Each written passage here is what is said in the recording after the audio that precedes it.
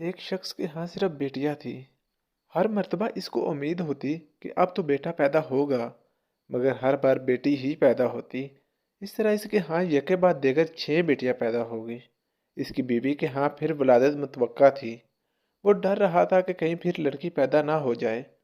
شیطان نے اس کو بہکایا، چنانچہ اس نے ارادہ کر لیا کہ اب بھی لڑکی پیدا ہوئی تو میں اپنی بیوی کو طلاق دے دوں گا۔ اس کی کنج فہمی پر غور کریں، بھلا اس میں بیوی کا کیا قصور؟ رات کو سویا تو اس نے عجیب و غریب خواب دیکھا۔ اس نے دیکھا کہ قیامت برپا ہو چکی ہے۔ اس کے گناہ بہت زیادہ ہے جن کے سبب اس پر جہنم واجب ہو چکی ہے۔ لہذا فرشتوں نے اس کو پکڑا اور جہنم کی طرف لے گئے۔ پہلے دروازے پر گئے تو دیکھا کہ اس کی ایک بیٹی وہاں کھڑی تھی جس نے اسے جہنم میں جانے سے روک دیا۔ فرشتے اس کو لے کر دوسرے دروازے پر چلے گئے۔ وہاں اس کی دوسری بیٹی کھڑی تھی جو اس کے لیے آڑ بن گئی۔ اب وہ تیسرے دروازے پر اسے لے کر گئے۔ وہاں تیسری لڑکی کھڑی تھی جو رکاوٹ بن گئی۔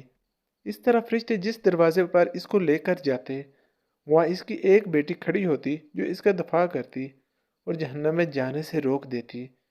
غرض یہ کہ فرشتے اسے جہنم کے 6 دروازوں پر لے گئے، مگر ہر دروازے پر اس کی کوئی نہ کوئی بیٹی رکاوٹ بنتی۔ اب 7واں دروازہ باقی تھا۔ فرشتے اس کو لے کر اس دروازے کی طرف چل دیے۔ اس پر گھبراہٹ طاری ہوئی کہ اس دروازے پر میرے لیے رکاوٹ کون بنے گا؟ اسے معلوم ہو گیا کہ جو نیت اس نے کی تھی غلط تھی۔ وہ شیطان کے بہکاوے میں آ گیا تھا۔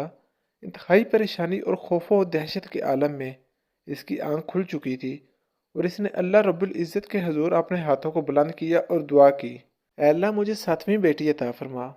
اس لیے لوگوں کا قضاء و قدر پر ایمان ہے، انہیں لڑکیوں کی پیدائش پر رنجیدہ خاطر ہونے کی بجائے خوش ہونا چاہیے۔ ایمان کی کمزوری کے سبب جن بد عقیدہ لوگوں کا یہ تصور بن چکا ہے کہ لڑکیوں کی پیدائش کا سبب ان کی بیویاں ہیں، یہ سراسر غلط ہے۔ ان میں بیویوں کا یا خود کا کوئی عمل دخل نہیں ہوتا، بلکہ میاں بیوی تو صرف ایک ذریعہ ہے۔ پیدا کرنے والی ہستی تو صرف اللہ وحدہ لا شریک ہے۔ وہیں جس کو چاہتا ہے لڑکا دیتا ہے، جس کو چاہتا ہے لڑکی دیتا ہے، جس کو چاہتا ہے لڑکے اور لڑکیاں ملا کر دیتا ہے، اور جس کو چاہتا ہے بانجھ بنا دیتا ہے۔ ایسی صورت میں ہر مسلمان پر واجب ہے اللہ تعالیٰ کی قضاء و قدر پر راضی ہو۔ اللہ تعالیٰ نے سورہ شورى میں ارشاد فرمایا ہے، آسمانوں کی اور زمینوں کی سلطنت اللہ تعالیٰ ہی کے لیے ہے، اور جو چاہتا ہے پیدا کرتا ہے، جس کو چاہتا ہے بیٹیاں دیتا ہے اور جسے چاہتا ہے بیٹے دیتا ہے، یا پھر لڑکے اور لڑکیاں ملا جلا کر دیتا ہے اور جسے چاہتا ہے بانجھ کر دیتا ہے۔